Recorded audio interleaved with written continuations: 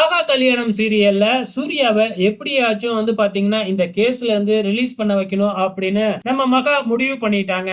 அதுக்காக ஜெயில்ல வச்சு சூர்யாவை அடிச்ச போலீஸ பாக்குறதுக்காக போறாங்க. ஆனா அந்த போலீஸும் அங்க வேற ஒருத்தங்க கிட்ட லஞ்சம் வாங்கிட்டு இருக்காங்க. அத நம்ம மகா பார்த்துட்டு கை தட்டிக்கிட்டே நல்ல நிலைமையில இருக்கீங்க அப்படின்னு கிண்டல் பண்ணிக்கிட்டே நம்ம போலீஸ எதுக்காக என் வீட்டுக்காரரை அடிச்சீங்க, என்ன கேஸ்ல அவரை எஃப்ஐஆர் போட்டிருக்கீங்க அப்படின்னு நான் தெரிஞ்சுக்கலாமா அப்படின்னு சொல்லி கேக்குறாங்க. அந்த போலீஸ் ஏற்கனவே அனாமிகா கிட்ட பணத்தை வாங்கிக்கிட்டு தெமுருதனமா பேசிக்கிட்டு இருக்கிறாப்ல. பக்கத்துல இருக்கிற பப்ளிக் எல்லாமே இத வீடியோவும் எடுத்துக்கிட்டு இருக்காங்க.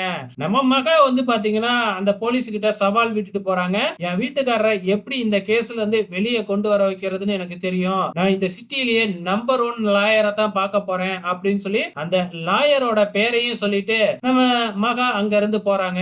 உடனே அந்த போலீஸ் அனாமிகாவுக்கு போன் பண்ணி இந்த மாதிரி மகா என்கிட்ட இப்படி சொல்லிட்டு போறா, அந்த லாயர் இந்த கேஸ்ல வந்தாங்க அப்படின்னா கண்டிப்பா வெளியில எடுத்துருவாங்க அப்படிங்கிற மாதிரி சொல்லிக்கிட்டு இருக்காங்க. சோ கண்டிப்பா மகா அந்த லாயரை ஒத்துக்க வைக்க தான் போறாங்க. சோ கண்டிப்பா கோர்ட் சீன் இருக்கு அப்படிங்கிறது நல்லாவே தெரியுது. கண்டிப்பா ஒரு வாரம் கோர்ட் சீனை வச்சு ஓட்டுவாங்க. அதுக்கப்புறம் என்ன நடக்கும், நம்ம பிரபாவும் அனாமிகாவும் உட்கார வச்சு 2 பொண்டாட்டி கான்செப்ட்ல ஒரு 200 எபிசோடு ஓட்டுவாங்கன்னு நினைக்கிறேன். பொறுத்திருந்து பார்க்கலாம்.